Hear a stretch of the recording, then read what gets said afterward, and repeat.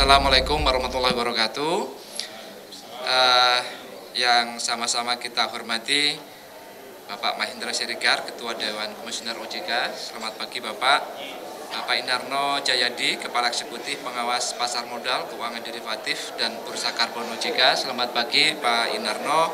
Pertama tentunya kita panjatkan puji syukur kehadirat Tuhan Yang Maha Kuasa atas izinnya kita bisa bersama-sama bertemu kembali di sini di acara konferensi pers ASEAN Capital Market Forum 2023 di Bali yang kita selenggarakan pada 3 hari ini.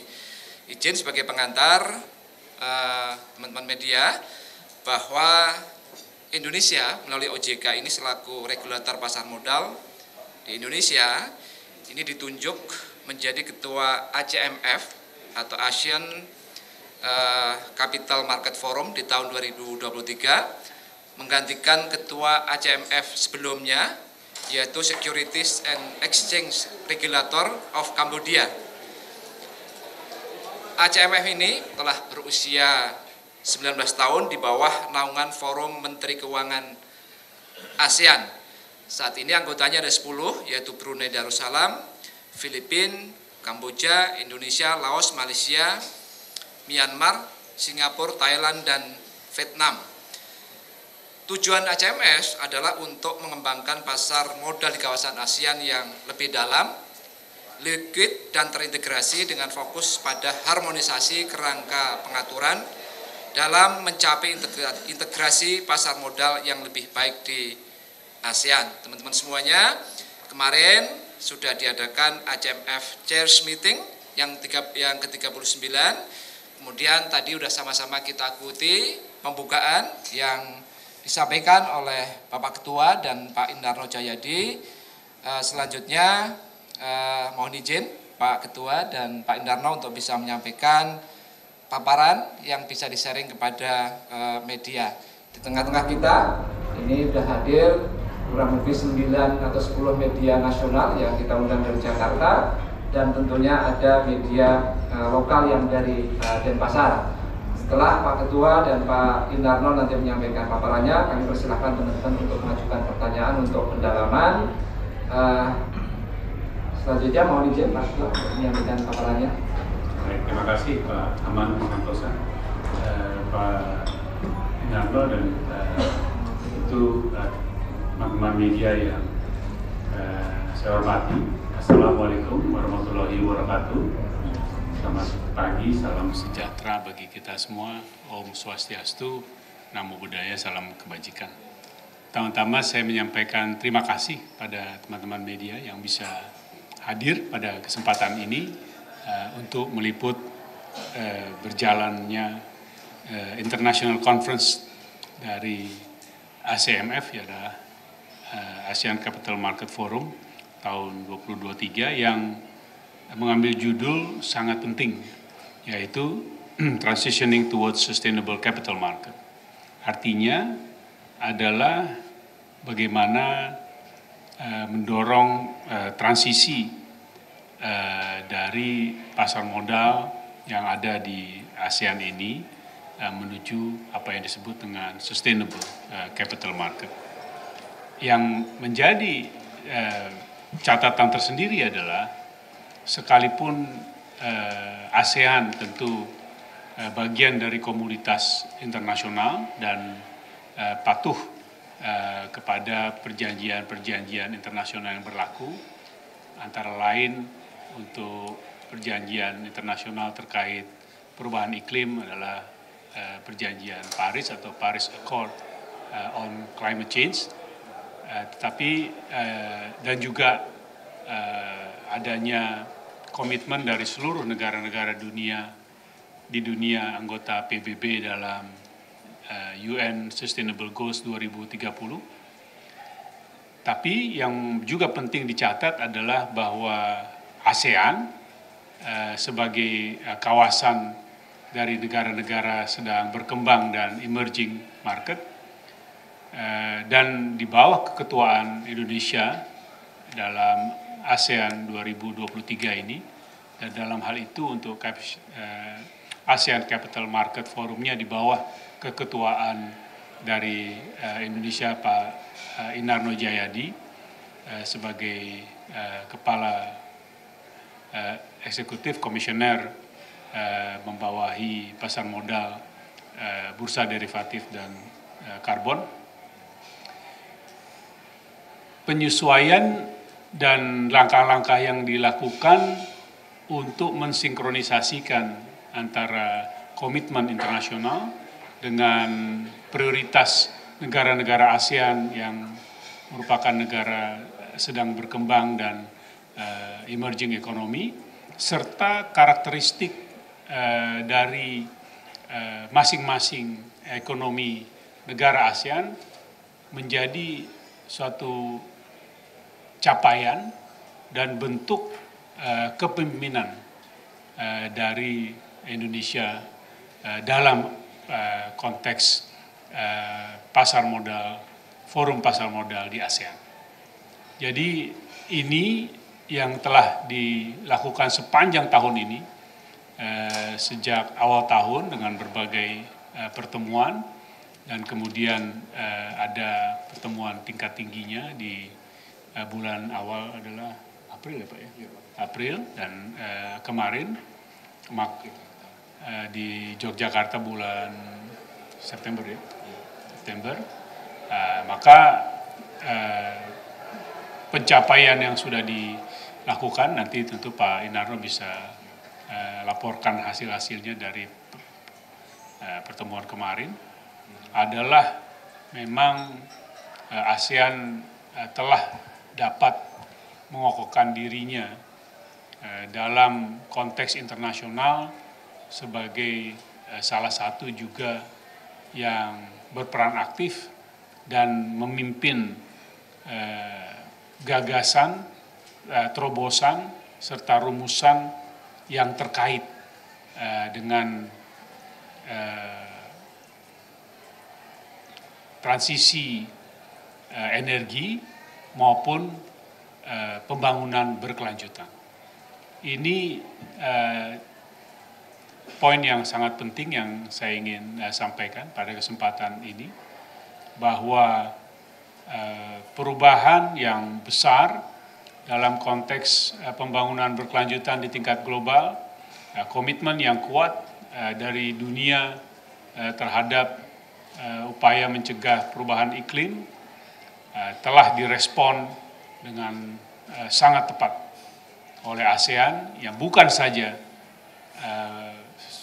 semata-mata mengikuti apa yang ditetapkan oleh dunia internasional, tapi justru memainkan peran yang semakin besar dalam kerangka perumusan dari kesepakatan dan arah berbagai peta jalan, atau juga terkadang disebut dengan istilah taksonomi, berkaitan dengan pembangunan berkelanjutan yang mencerminkan kepentingan, cara pandang, dan nilai-nilai ASEAN. Ini garis bawah yang saya ingin sampaikan, karena disitulah kepemimpinan Indonesia dalam masa tahun 2023 ini juga terrefleksikan kuat di pasar modal ASEAN dengan keketuaan Indonesia. Dalam hal ini dilaksanakan oleh Pak Inarno, dan saya dengan begitu gembira menyambut hasil-hasil tadi. Nah, yang kedua, setelah hasil tadi dirumuskan dengan baik, tentu adalah bagaimana kita menurunkannya ke dalam rumusan, dalam formula yang dipakai, diterapkan di tingkat nasional. Dalam hal itu, Otoritas Jasa Keuangan juga sedang merumuskan taksonomi pembangunan berkelanjutan yang isinya juga merevisi taksonomi hijau sebelumnya, karena ini diperlukan termasuk untuk menyesuaikan dengan keputusan yang sudah dilakukan di tingkat ASEAN dalam ASEAN Taxonomy on Sustainable Development. Nah, ini yang sedang kami jalankan, dan pada gilirannya kami akan mengkomunikasikan kepada teman-teman media dan publik. Sedangkan saat ini interaksi, diskusi, dialog dengan berbagai pemangku kepentingan sangat intensif dilakukan. Nah, yang ketiga yang juga dimulai salah satunya oleh konferensi ini adalah bagaimana komunitas di capital market, pasar modal, maju lebih jauh lagi dalam aspek sustainable development-nya dengan apa yang sudah dicanangkan oleh ASEAN. Banyak perubahan-perubahan, banyak kemajuan-kemajuan, banyak terobosan-terobosan yang sebelumnya dilakukan dengan konteks yang dimulai dari tahun 2017, 2019, tapi di 2023 ini lagi-lagi dengan keketuaan Indonesia kita mendorong lebih jauh lagi bagaimana penerapan itu dalam perspektif yang lebih mutakhir, tapi juga dengan visi yang jelas mengenai bagaimana komitmen kita di tingkat internasional, tapi bagaimana juga menjaga kepentingan ASEAN dan nasional dalam perspektif yang berimbang. Itu yang ingin saya sampaikan, dan tentu selanjutnya akan dijelaskan lebih rinci oleh Pak Indarno. Terima kasih Pak Ketua. Selanjutnya mohon berkenan Pak Indarno untuk menyampaikan materinya. Silakan Pak Indarno. Ya, terima kasih Pak Ahmad. Bismillahirrahmanirrahim. Assalamualaikum warahmatullahi wabarakatuh. Om Swastiastu, Namo Buddhaya, Salam Kebajikan. Rekan-rekan media yang saya hormati, terima kasih sekali ya atas kehadirannya bisa meliput acara yang penting sekali buat kita. Rekan-rekan mahasiswa, wartawan yang saya hormati, kita sudah seperti Pak Ketua katakan dalam chairmanship 2023 itu sudah kita mulai dari sejak kita, mungkin rekan-rekan wartawan juga ikut ya, itu pada saat bulan Maret di Yogyakarta, dan juga kita diakhiri di saat ini di Bali. Nah, syukur alhamdulillah untuk chairmanship kita ini cukup efektif berjalannya. Kami kemarin cukup intens diskusi dalam high level meeting ya, dari pagi sampai sore ya, dan ada beberapa hal yang sangat penting yang mungkin saya akan share kepada rekan-rekan wartawan yang saya hormati. Ada 4 capaian yang kita capai ya kesepakatannya, yaitu adalah pertama adalah ACMF menerbitkan Asian Transition Finance Guidance ya, yang mana merupakan pedoman umum bagaimana suatu rencana transisi ke ekonomi rendah karbon bisa dikatakan kredibel, transparent dan inklusif. Itu adalah capaian pertama ya, menerbitkan Asian Transition Finance Guidance. Lalu yang berikutnya itu adalah yang kedua adalah ACMF menyelesaikan proses revisi ASEAN Corporate Governance Scorecard ya, yang merujuk pada revisi OECD Principles on Corporate Governance di mana sustainability menjadi pilar utama yang baru ya. Scorecard ini akan digunakan dalam penilaian untuk menentukan top publicly listed company atau PLCs di ASEAN yang akan dimulai dengan penilaian tahun 2024 untuk tahun 2023. Ya. Nah, yang ketiga ini yang tak kalah penting itu adalah ACMF terus mendorong peningkatan kualitas pelaporan keberlanjutan atau sustainability disclosure ya. dengan menjalin ya kita berhasil meng-approach ya satu-satunya kita ya kolaborasi dengan ISSB sebagai pembuat standar global untuk sustainability disclosure. Nah, rekan-rekan wartawan mungkin ingat ya bahwasanya ISSB ya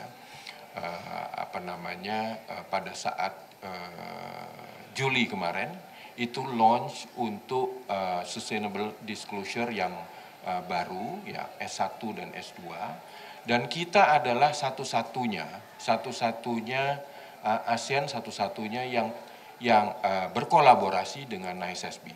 Oleh karena itu pada pagi hari ini narasumber salah satunya juga ada dari ISSB. Ya.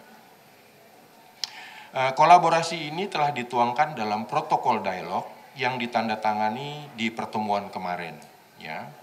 Melalui kolaborasi ini, ACMF bisa mengintensifkan program capacity building untuk anggota ACMF sebagai regulator dan juga untuk perusahaan penyusun laporan keberlanjutan. Ya. Melalui platform kolaborasi ini, ACMF menyuarakan concern dan feedback kepada ISSB sebagai pembuat standar. Ya, ini penting sekali bahwasanya kita menyuarakan dari ASEAN untuk bagaimana cara pelaksanaan sustainable disclosure yang dicanangkan oleh ISSB. Ya, kita adalah satu-satunya saat ini yang memiliki kolaborasi dengan ISSB. Lalu yang keempat itu adalah ACMF meluncurkan handbook untuk Asian Green Lane. Ya. Apa itu Asian Green Lane? Yaitu untuk memfasilitasi penawaran lintas batas reksadana berbasis keberlanjutan.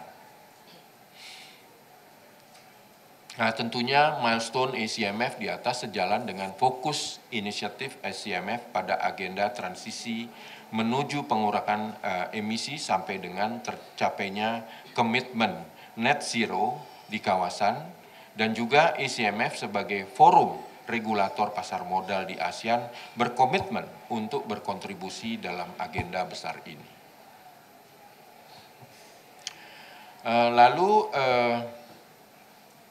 Tentunya OJK sendiri dalam pengembangan kebijakan berusaha selalu adaptif terhadap isu-isu yang berkembang baik di kawasan maupun global yang relevan dengan pelaksanaan dan tugas dan fungsi OJK. Ya. Capaian yang penting OJK ya dalam kaitannya dengan hal ini itu adalah mungkin hanya sekedar reminds kepada rekan-rekan ya. Itu adalah peluncuran bursa karbon ya. Ini betul-betul diapresiasi oleh rekan-rekan dari ASEAN ya. Mereka menanyakan betul-betul mengenai capaian yang penting yaitu peluncuran bursa karbon, di mana peluncuran tersebut dilaksanakan tanggal 26 ya, ingat ya, 26 September 2023. Bursa karbon memainkan peranan penting dalam mempercepat proses dekarbonisasi ya. Dan tentunya potensi sumber daya alam Indonesia itu sangat besar dalam menghasilkan karbon kredit ya dan adalah salah satu pendorong pengembangan pasar karbon Indonesia sehingga bisa mempercepat pencapaian komitmen pengurangan emisi sebagaimana NDC Indonesia. Tentunya rekan-rekan mahasiswa, ini selalu karena saya sering melakukan sosialisasi, jadi ini salah terus ya, kepada wartawan yang saya hormati. Tentunya saya ingin menekankan lagi bahwasanya OJK ini mengatur dari sisi secondary marketnya ya. Jadi untuk primary-nya bukan di tempat kami, tetapi untuk secondary-nya, dan ini juga menjadi perhatian daripada Malaysia dan juga negara-negara tetangga bahwa pencapaian tersebut adalah luar biasa sekali, bahwasanya pada saat launching gitu ya, sudah terjadi transaksi dan sudah ada supply-nya, itu mereka sangat-sangat surprise gitu ya. Bahkan untuk negara-negara lain itu dibutuhkan beberapa tahun untuk supaya bursa karbon tersebut itu bisa aktif gitu ya. Lalu juga kami juga dalam ini juga chairmanship ini juga menjelaskan bahwasanya kita sudah mengeluarkan POJK nomor 18 2023 tentang penerbitan dan persyaratan efek bersifat utang dan sukuk berlandaskan keberlanjutan yang diundangkan pada tanggal 10 Oktober 2023 ya. POJK ini memperluas cakupan instrumen keuangan yang berbasis keberlanjutan ya, tidak hanya green bonds ya, tapi juga social bonds, sustainability bonds dan sustainability link bond ya, termasuk juga instrumen keuangan berbasis syariah yang mengusung keberlanjutan yaitu social sukuk, sustainability sukuk dan juga sustainability link sukuk ya. Tentunya dengan perluasan cakupan jenis instrumen ini, maka cakupan proyek yang dapat dibiayai pun menjadi semakin luas ya. Dan dengan POJK baru ini, maka proyek-proyek yang diarahkan untuk mengatasi dampak sosial perubahan iklim bisa dibiayai dengan penerbitan social bonds ya. Dan dalam waktu dekat akan ada emiten yang menjadi emiten pertama yang menerbitkan social bond di Indonesia yang mudah-mudahan akan disusun oleh emiten-emiten lainnya. Mudah-mudahan hari ini nanti bisa melihat siapa emitennya yang menerbitkan social bond di Indonesia ya.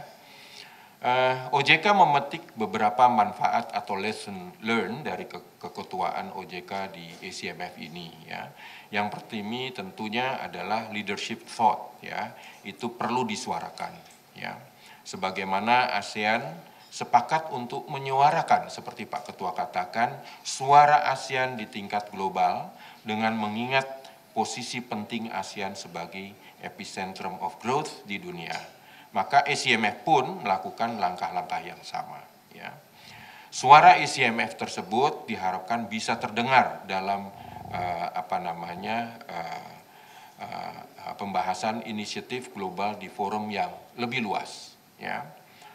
Lalu juga ACMF Conference hari ini adalah salah satu upaya ACMF untuk meningkatkan visibilitas dari komitmen ACMF terkait agenda keberlanjutan dan progres yang telah dicapai ACMF sampai dengan hari ini ya.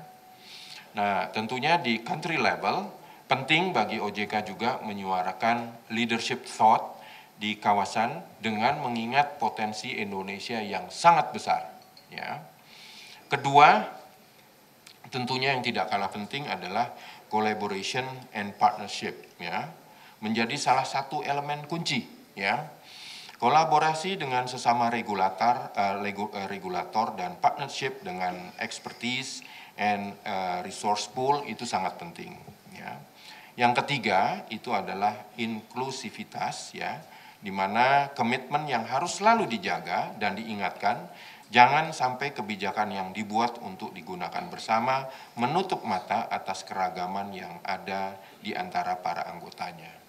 Hal yang sama juga menjadi kunci kebijakan di OJK. Ya. Yang keempat itu adalah stakeholder engagement. Ya. Ini adalah elemen kunci yang lain ya, yang tidak kalah penting juga. Bagaimana supaya inisiatif dan kebijakan yang dibuat dapat menjawab semua persoalan di market dan adaptif dengan perkembangan terkini yang sangat cepat berubah ya. Maka pelibatan stakeholder menjadi salah satu elemen kunci. Nah, inisiatif ACMF selalu melibatkan stakeholder consultation yang akan menjadi basis bagi future refinements atas apa yang sebelumnya telah diluncurkan sebelumnya. Nah, ini yang terakhir, yang kelima, itu adalah memastikan alignment with globally accepted standards. Ya, ini paling penting ya. Ketika berbicara mengenai sustainable finance dan sustainable investment dengan kebutuhan pendanaan kita yang sangat besar, jauh melampaui capital resources nasional, maka tapping the global sources of capital adalah satu-satunya pilihan. Nah, dalam konteks ini kita berbicara mengenai global investor, ya, international leading financial institution yang dalam kebijakan pengembangan portfolionya mempunyai benchmark yang mengacu pada standar global, ya. Agar kita dipandang sebagai target portfolio yang kredibel, maka kita harus menjaga alignment standar kita dengan standar internasional. Nah, oleh karena itu salah satu upaya kita dalam seminar tersebut juga bahwa kita kolaborasi dengan ISSB.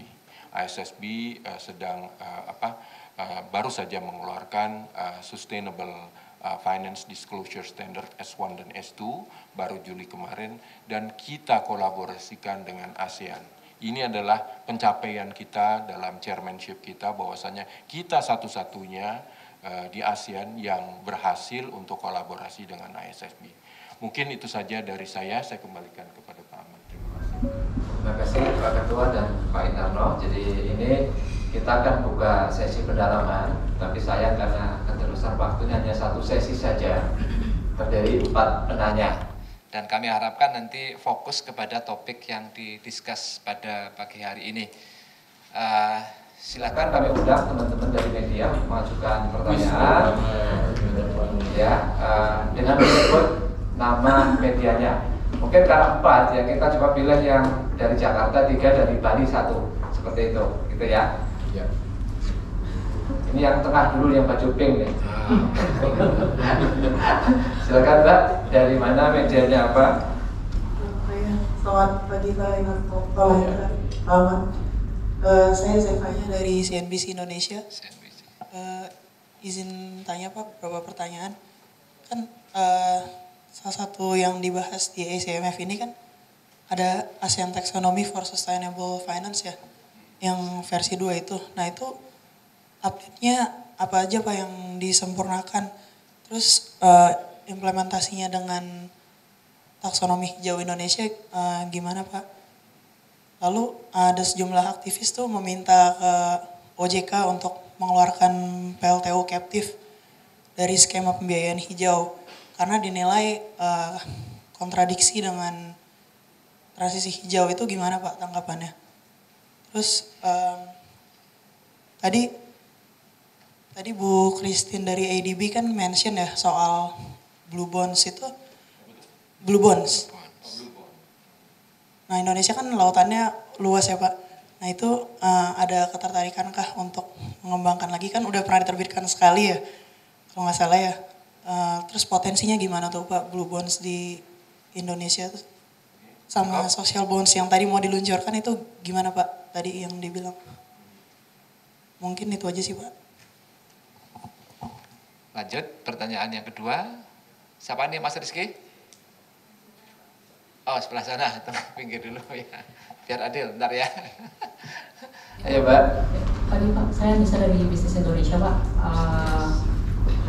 Mau tanya mengenai, tadi kan disebutkan juga oleh Pak Indarno mengenai bursa karbon ya Pak. Ini ke depan akan seperti apa Pak? Nah kalau dari pertemuan ACMF tadi, ini pembicaraan mengenai perdagangan karbon, apakah ada pembicaraan mengenai perdagangan karbon internasional begitu Pak, dan minat dari negara-negara ASEAN atau internasional untuk masuk ke bursa karbon di Indonesia itu bagaimana Pak? Nah kemudian tadi melanjutkan pertanyaan dari CNBC mengenai blue bond juga tadi, ini apakah akan didorong sampai ke level korporasi begitu Pak?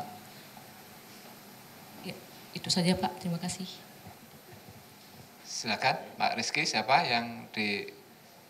Oke, jadi tengah, kanan, kiri ya. Assalamualaikum, selamat siang Pak. Saya Akbar dari Kumparan. Izin bertanya terkait pembiayaan hijau. Di ASEAN sendiri sebelumnya Pak Jokowi kan sudah mention bahwasanya kebutuhan untuk ASEAN ini untuk EBT itu ada USD 29,4 triliun dolar Pak. Dari diskusi dengan negara-negara di ASEAN itu terkait kemampuan dan komitmen negara-negara ASEAN seperti apa Pak terkait kebutuhan sebesar itu. Yang kemudian pertanyaan kedua melanjutkan terkait bursa karbon Pak, tadi juga di-mention sedikit. Sebelumnya juga Pak Jokowi mention bahwa kita tuh punya potensi sekitar 3.000 triliun untuk dari karbonnya sendiri. Nah dari diskusi-diskusi tadi apakah mungkin ada market baru atau seperti apa yang bisa dikembangkan agar target tersebut bisa tercapai? Terima kasih. Oke, selamat pagi Pak. Saya Nitya dari Kostar. Ada dua pertanyaan utama sih. Yang pertama terkait taksonomi hijau yang mau disusun sama OJK. Ini kan sudah proses ya, tapi kira-kira kapan selesainya dan itu akan satu timeline dengan tujuan dari NDC 2060-nya itu sendiri enggak? Terus akan seperti apa gambarannya dan pemangku kepentingan yang diajak berdialog itu sampai hari ini siapa saja? Terus yang kedua itu untuk yang terkait dengan implementasi pasar modal berkelanjutan di Indonesia, untuk green economy sendiri ini kan garis besarnya ini kan adalah biar bisa berjalan ini kan ada insentif dan sanksi untuk pelakunya. Nah tadi insentifnya kita udah dengar dari pemaparan Pak Mahendra dan Pak Inarno. Kira-kira sanksinya ini bagi pemain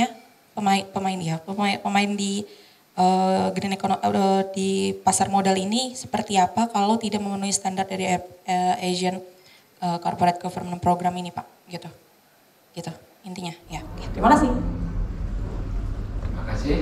Mohon perkenan Pak Ketua dan Pak Inarno. Ini ada 4 penanya dari CNBC, dari Bisnis Indonesia, kemudian dari Kumparan sama Kontan. Mohon izin kami tidak mengulang pertanyaan kecuali nanti ada yang tertinggal, kami punya catatannya.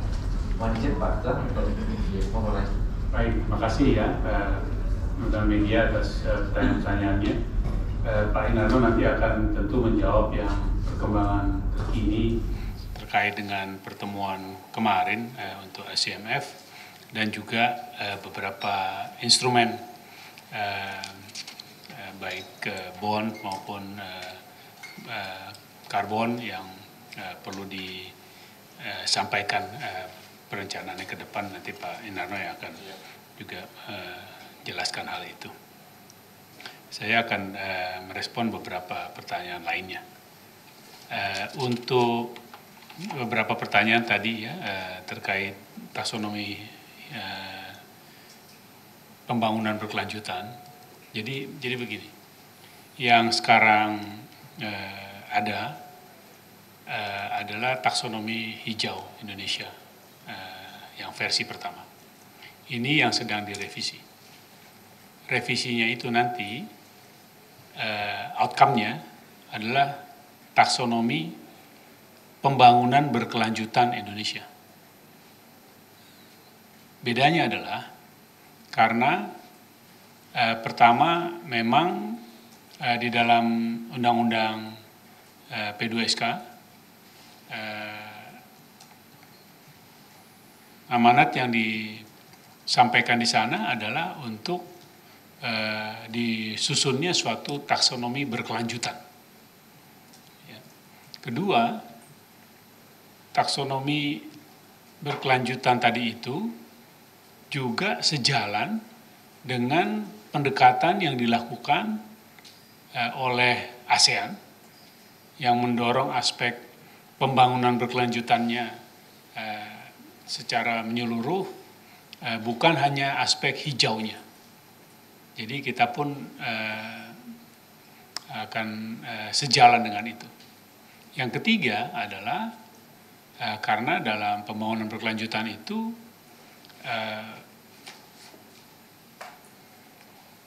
faktor-faktor yang dinilai adalah lebih menyeluruh, baik aspek yang terkait dengan perubahan iklimnya atau lingkungan hidup, maupun juga yang berkaitan dengan kemajuan dari pembangunan ekonomi dan capaian yang berkaitan dengan tujuan-tujuan sosial. Karena untuk negara berkembang seperti Indonesia dan juga negara-negara ASEAN, aspek pembangunan ekonomi dan kemajuan sosial itu sama pentingnya dengan aspek lingkungan hidup. Sehingga akan lebih tepat taksonominya juga disusun dalam keseimbangan yang demikian. Jadi sesuai dengan karakteristik dan kepentingan kita, baik itu yang berkaitan dengan pemenuhan dari komitmen internasional terhadap perubahan iklim (NDC) itu, maupun juga komitmen kita untuk mencapai tujuan pembangunan berkelanjutan UN SDGs 2030. Nah, dengan begitu hal tadi bisa dirumuskan dengan secara menyeluruh. Nah, mengenai tahapannya, ya seperti kami sampaikan bahwa hal itu sedang dilakukan pendalaman, diskusi, interaksi, dialog dengan para pemangku kepentingan, dan juga akan terus dilakukan karena memang aspek-aspek yang dicakup itu harus bisa merepresentasikan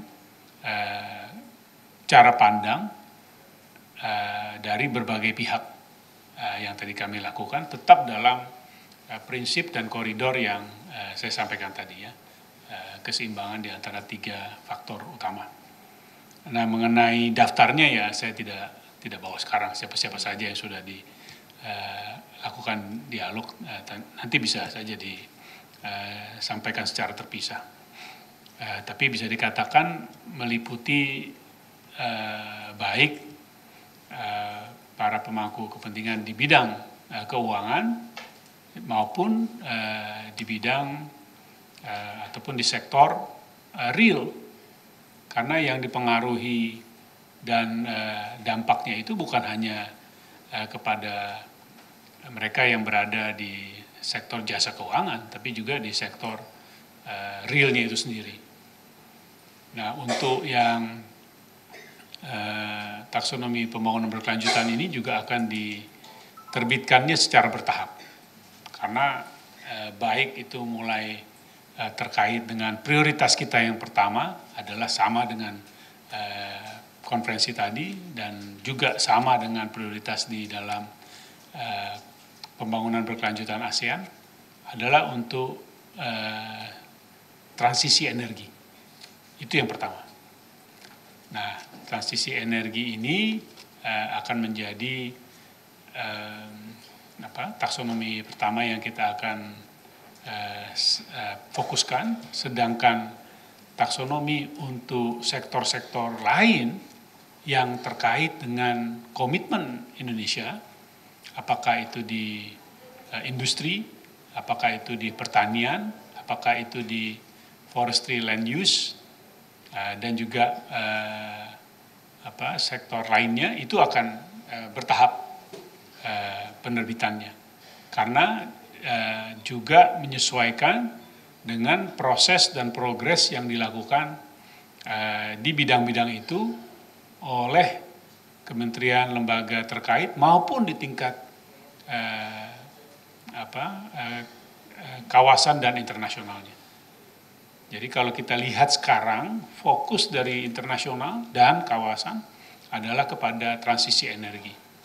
Padahal kita tahu persoalan dengan pembangunan berkelanjutan, persoalan dengan perubahan iklim tidak hanya terkait dengan transisi energi, tapi karena ini adalah prioritas yang bisa dikatakan penting, kalaupun tidak terpenting, maka diutamakan penyelesaiannya pada aspek itu dulu.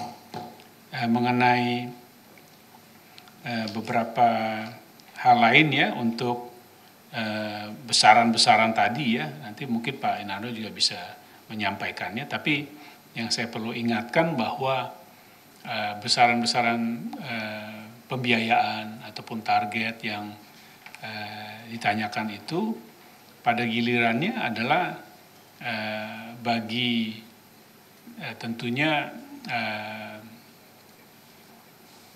regulator dan pemangku ataupun pengambil kebijakan, ya, policy maker, adalah menata dan membangun suatu governance yang baik, dan kemudian menyampaikan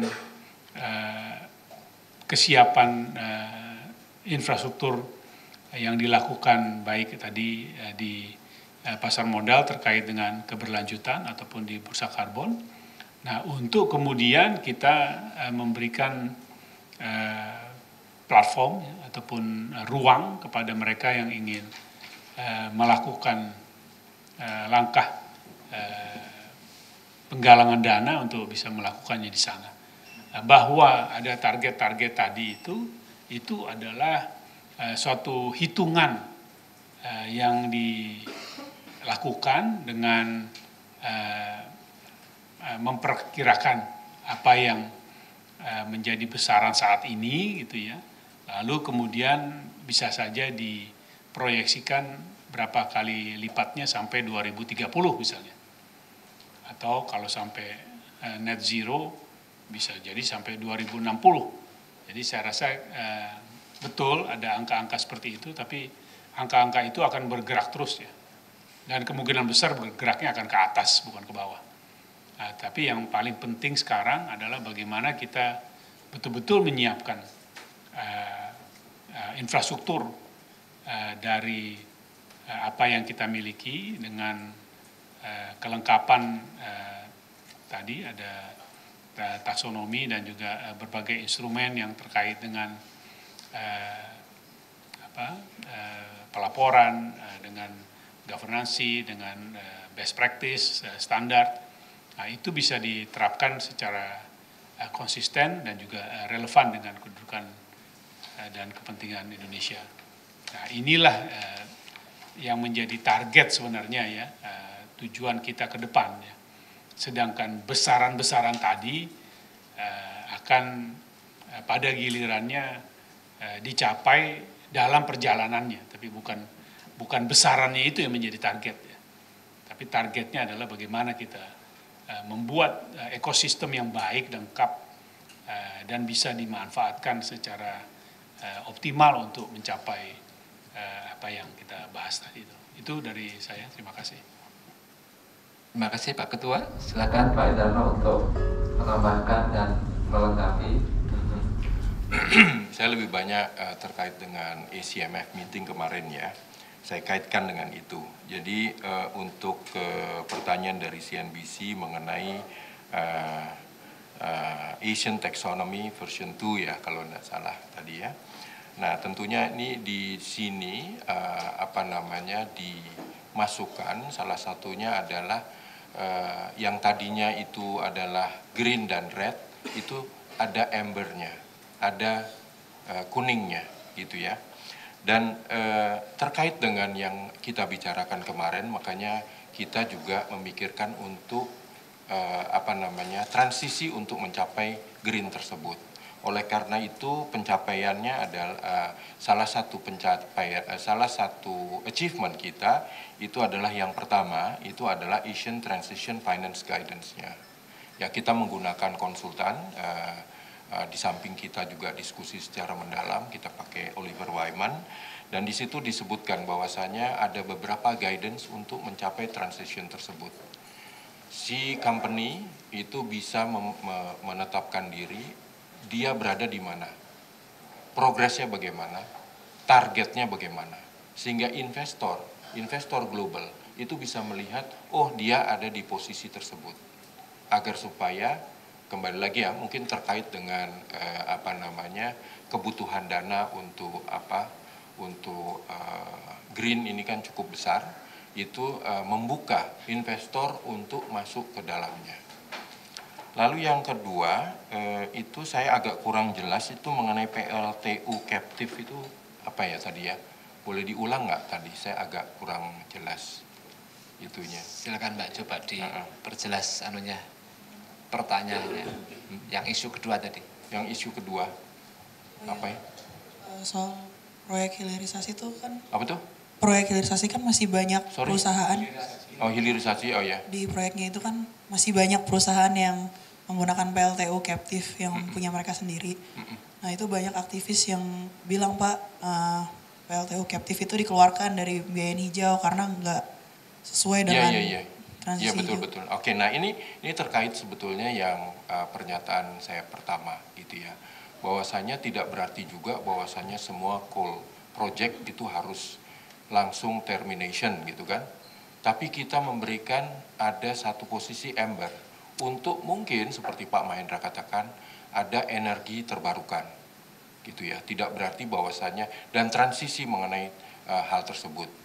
Jadi ada seperti misalnya sebagai contoh, insya Allah nanti tanggal 23 itu kita launch satu lagi ya project di bursa karbon kita, itu adalah PLTU di sekitar Jakarta.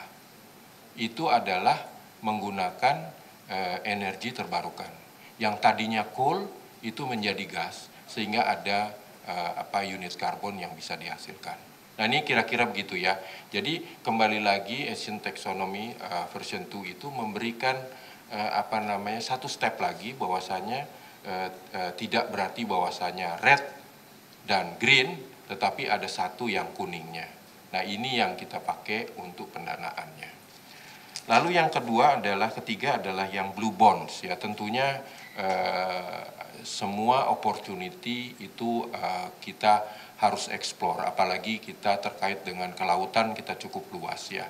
Tetapi dalam pembahasan kemarin di ACMF meeting itu memang tidak menyentuh ke situ ya, tidak menyentuh ke situ. Kita lebih banyak kepada green bond, sustainable bond, sustainability bonds dan sustainable link bond ya. Dan oleh karena itu kita juga cukup cukup cepat menanggapinya hal tersebut. Kita keluarkan POJK 18/2023 mengenai hal tersebut. Bahkan kita tambahkan yang syariah juga. Gitu. Oke, terus bisnis Indonesia sama ya mengenai blue bonds, terus bursa karbon perdagangan internasional ya kalau nggak salah tadi ya. Tentunya ini sangat memungkinkan ke depannya. Tetapi memang untuk saat ini kita lebih mendorong atau lebih memprioritaskan untuk domestik dahulu. Tetapi tidak tertutup kemungkinan dalam waktu ke depan kita membuka untuk perdagangan internasional. Dan tentunya ini merupakan suatu opportunity di mana Indonesia itu mempunyai supply yang sangat besar. Tapi ingat ya, di negara tetangga kita juga mempunyai supply yang sangat besar, potensi yang sangat besar. Misalnya sebagai contoh Brunei Darussalam atau apapun gitu, Kambodia, Vietnam.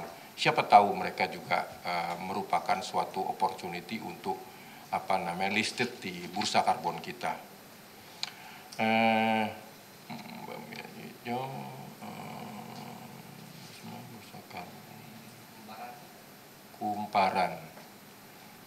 Kumparan itu pertanyaannya adalah sebetulnya sama itu ya. Kebutuhan pembiayaan hijau itu 3 triliun ya. Ya. Lalu